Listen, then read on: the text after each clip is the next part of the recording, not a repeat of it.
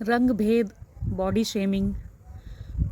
अपने देश की जड़ देखिए आप, सिर्फ अपने देश की नहीं, इस पृथ्वी लोक में जब लोग विकसित होने लगे और उनका जब मानसिक विकास होने लगा, थोड़े से और विवेकी होने लगे, तो बहुत सी कैलेमिटी जो है वो ऐड होने लगी। ये कैलेमिटी जो थी वो प्राकृतिक नहीं थी, सामाजिक थी।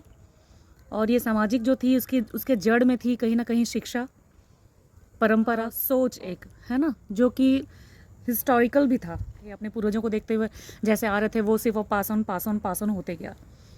हमने इस तरीके से अपना जीवन बना लिया ना, निर्माण कर लिया कि लोगों के कलर को देख करके, उनके कॉम्प्लेक्शन को देख करके उनको जज करने लग गए कि वो उनके कैटेगरी के हो सकते हैं कि नहीं, उनके पसंद में वो शामिल हो सकते हैं कि नहीं, उनकी लाइफ में वो एग्जिस्ट कर सकते हैं कि नहीं कर सकते हैं। बॉडी शेमिंग को लेकर के, शेप में बॉडी होना चाहिए। आप थोड़ा जड़ में जाइए, देखिए ना इस चीज़ को कि कैसे शिक्षा में भी इवन जब हम छोटे बच्चों को क्लासेस देखते हैं, पढ़ाते हैं, तो उनके छोटे से जो क्लास होती है, क्लास 1 नर्सरी, सुंदर और कुरूपता की परिभाषा कैसी थी। जो गोरा फेयर कॉम्प्लेक्शन का था उसको उसमें लिखा गया सुंदर, और एक ब्लैक कलर की महिला को बैठा करके दिखा दिया गया, उसमें लिखा गया था कुरूप।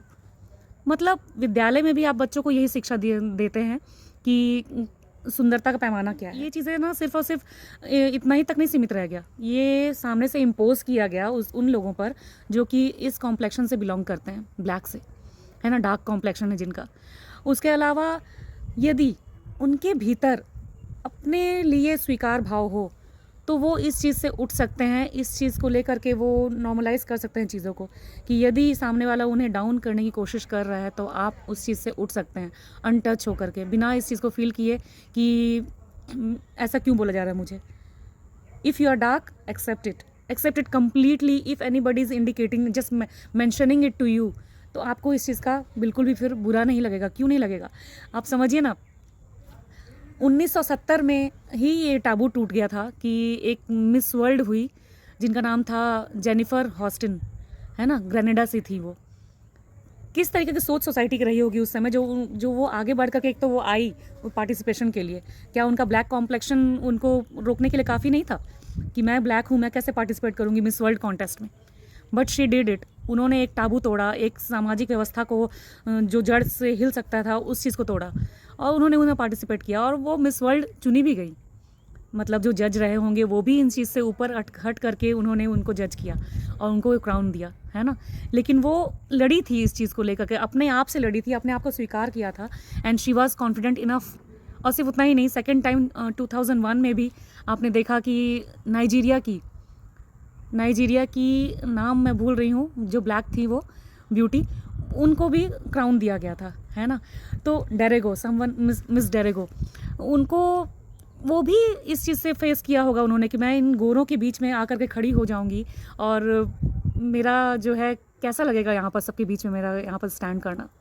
But she did it, she made it, and she was crowned as Miss World. कुछ चीज़ें थोप दी गई है आपके ऊपर कि आपका ये चीज़ जो है आपको कहीं ना कहीं से डाउन करेगा, तो उस चीज़ को आपको इग्नोर करके, अपने आप को स्वीकार करके, अपना कॉन्फिडेंस के साथ उस चीज़ से आपको आगे बढ़ना होगा। कि आपको यदि किसी के फेयर कॉम्प्लेक्शन को कोई सुंदर कह रहा है और किसी के डार्क कॉम्प्लेक्शन को कोई अगली कह रहा है, तो उसके लिए आपको लड़ने की आवश्यकता नहीं है, उसके लिए, उसकी सोच के लिए आपको उस पर पिटी करने की आवश्यकता है ना। वो उनकी सोच इतनी विकसित ही नहीं हो पाई कि उन्होंने सुंदरता को सिर्फ और सिर्फ एक आउटर अपीयरेंस से जज करने लग गए। वो उनका जो होना चाहिए था, ऑफ कोर्स पर्सनालिटी सिर्फ और सिर्फ एक लुक से नहीं आती है, एक कलर से नहीं आती है। Colour, if you see fair complexion people, उनका बेस्ट आउटफिट होता है ब्लैक पहन करके वो घूमते हैं। Then why in dressings it is okay but not in the skin, dark is okay, why? ये हमें देखना होगा ना इस चीज़ को। तो समझिए जड़ में क्या है और इससे मुक्ति कैसे मिल सकती है। आपको अपने लिए कंप्लीट स्वीकार भाव रखने के बाद ही आप जो है इस चीज़ से मुक्त हो सकते हैं। कंप्लीट स्वीकार करने के बाद, मैंने पहले भी कहा था, कंप्लीट अगर आप स्वीकार करते हैं अपने आप को, अपने फ्लॉज, अपने सारी अच्छाइयाँ, तो उसके बाद तो कोई कुछ भी कहे, अगर वो आपको डार्क कहता है, आपने स्वीकार किया है कि आप डार्क हैं, तो इट्स ओके। अगर आपको उसने फैट कहा है, आप फैट हैं, तो it's okay, you know it well, right. तो जो आप ऑलरेडी जानते हैं और उसके विषय में कोई अगर आपको कह रहा है तो उसका बुरा क्यों मानना? Let it be. उनका इंटेंशन ही यही है कि आपको डाउन कर दे, आपको कहीं ना कहीं आपका कॉन्फिडेंस लेवल इतना अच्छा है कि वो चाहते नहीं है कि उस चीज़ को वो देख नहीं पाते हैं, ईर्ष्या में है, तो वो कहीं ना कहीं से आपके फ्लॉ ढूंढेंगे और फ्लॉ से आपको थोड़ा सा आपका मॉरल डाउन करना चाहेंगे. So don't let it happen. Just flow and be yourself, accept yourself completely fully. ये सोसाइटी की जो विक्षिप्त मानसिकता है ना, जो इन चीज़ों से लोगों को जज करती है, गोरा होना, काला होना या इन सब चीज़ों से, ये तो प्राकृतिक है. नो बडी कैन चेंज नहीं कर सकता इस चीज़ को. ये आपको मिली हुई है, प्राकृतिक प्रदत्त है, तो उसको ऐसे ही रहने दीजिए और स्वीकार करिए अपने आप को कम्प्लीटली.